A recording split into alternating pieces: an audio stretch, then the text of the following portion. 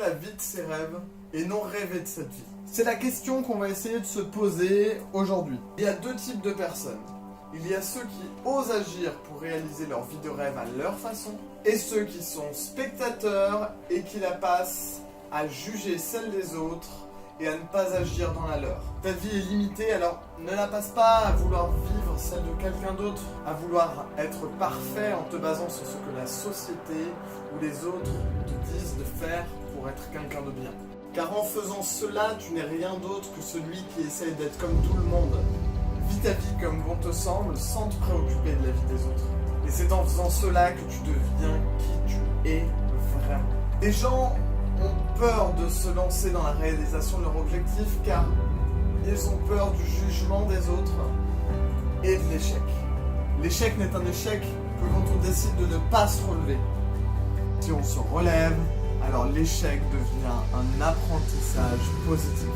C'est à toi de faire de tes échecs quelque chose de positif, car on ne juge pas la réussite de quelqu'un à sa capacité à être au top, mais à sa capacité à pouvoir se relever face aux échecs. La peur de la critique n'a aucun sens quand on se rend compte que peu importe l'issue positive ou négative, quand on décide d'agir, on fait forcément face aux critiques.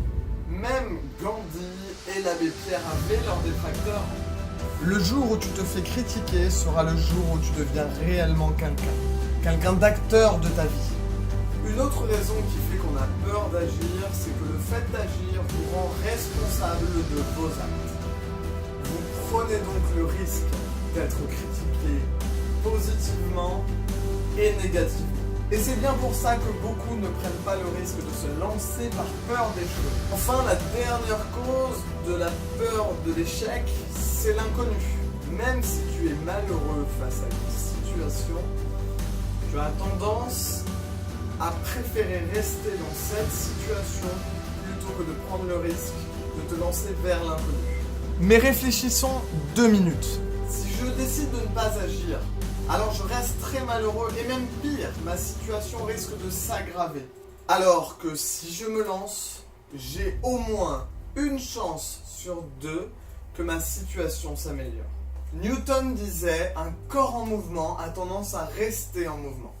Et si ce corps n'est soumis à aucune force, alors son mouvement restera inchangé. » Alors le plus dur, c'est d'amorcer le mouvement.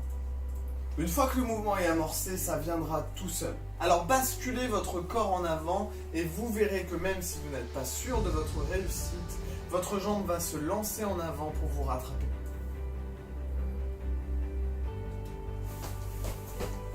Et même si vous tombez, apprenez de votre chute pour pouvoir avancer de plus belle. Alors j'aimerais remercier tous ceux qui me suivent, on est déjà presque 4000 sur ma page. Et suite au succès du bilan gratuit, j'ai décidé de garder ce bilan gratuit.